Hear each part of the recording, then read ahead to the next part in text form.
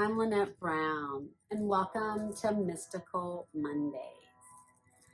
I'm excited to connect with you today because what I was guided to discuss in our little combo here this week is the Hermetic principle of correspondence. Sounds crazy, right? All this Hermetic principle, universal law, there's all this conversation, right? There's esoteric wisdom and all these things that come through, right? And what I want to say about that before we even get into the Hermetic principle of correspondence is that ancient wisdom is information that's alive. And think of it as something that literally is alive, and it comes into you, into your energy field, into your awareness, and impacts you, affects you individually, each of us individualized, right? So my response to it may be completely different than yours, which makes it really interesting, right? So why do we want to look at ancient wisdom or these sorts of things? And it's kind of what, to me, it's one of the things, it's important. It's kind of like we don't need to reinvent the wheel. And we also don't need to be stuck in the past, right? It's both and, right? Being able to be present to the wisdom of our ancestors, right? Holding that as we proceed and evolve and expand, right? Into our future, in our present, right? So our ancestors use this principle to help them understand what they couldn't see. And so the Hermetic principle of correspondence says, as above, so below, as below, so above, right? And there's that macrocosm, microcosm that's happening, right? There's something about this principle that really brings me comfort, right? That knowing, and this principle, through this principle, we can see what is unseen. We can get the experience. It shows us how to understand our world, the people across the aisle, that are different than us or believe different than us, right? Even our enemies, if you dare say that, right? If you have that. There's something that's really powerful, understanding that this experience, something that is unknown, we're frightened, we're with this uncertainty. And what's powerful is being able to not only see into the unknown, but experience uncertainty with strength. Because the Greeks, and one of the things that really helps me understand this principle is something the Greeks said, and that is, know thyself, and you will know the universe, you will know God. It's that reflection of the heavens, the universe, the divine is the macrocosm, and the earth plane, we, our soul, is the microcosm. And there's a connection. They reflect back and forth to each other.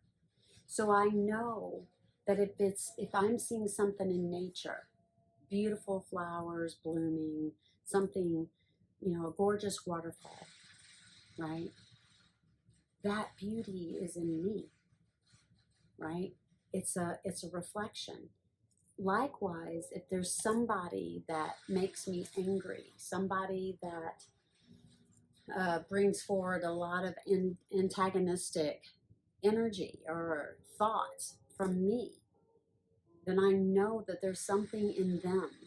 They're showing me, they're reflecting back to me something inside of me. So every person that you meet, you see, is a reflection of you. So if there's somebody that is irritating you, a boss, a partner, someone that's creating contrast, you feel is creating contrast in your life, you have to know that they're reflecting something back to you. So like right now, I don't know if you can hear it, there's some workmen down by the river putting in a dock, and that noise, that disruption, it's aggravating to me because I've been waiting to talk to you guys, to connect with you. And I finally was like, look, that's a disruption that's obviously inside of me. So I'm going to acknowledge that disruption. that aggravation. Acknowledge it. And it's like, okay, I can be with it. Right? And I hope it's not too irritating for you guys, and appreciate you, you going through it with me. Right? So the power of this principle and utilizing in your everyday life and bringing this, our ancestral wisdom, into our everyday progressive life is to know that anytime something comes up, any contrast or something we don't want to happen, we can take ownership and see that that situation is reflecting something back to us that's within us. And that's where our work is, to acknowledge and accept and integrate that part of us, right?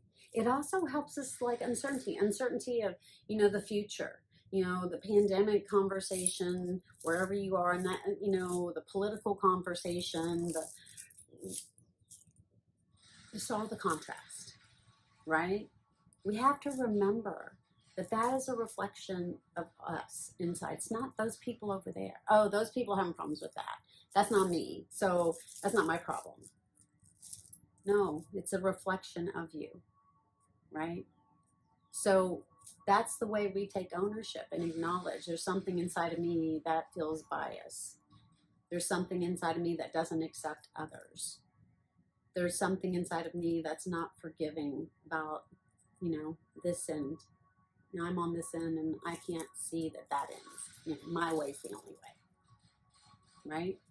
So I hope that you will utilize this Hermetic principle to understand that you are part of a whole, and that much like the universal law of oneness, right? But that this principle, the fact that it's the second, right? It's the second Hermetic principle. It's like, it really allows us to understand and accept, like this mentalism, this place where we live in the mind, right? That everything is being reflected back to us and it's ours to own, right? The good, the bad, and the ugly, right? And the more that we own it and embrace it and accept it, the more expansive and more joy and more opportunity and success comes our way. So, hope you have a really great week. And if you're listening to this on Monday, Dr. Divi and I are going to be doing free readings this evening on her Facebook page. So I hope you'll pop over and get a free reading or two if you feel called.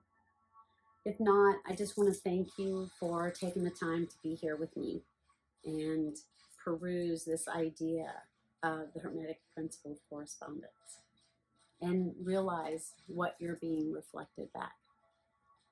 Because it's good stuff too. There's good stuff coming back to you. So thank you for being here. Have a mystical week. Thank you, thank you, thank you. Mwah. Take care.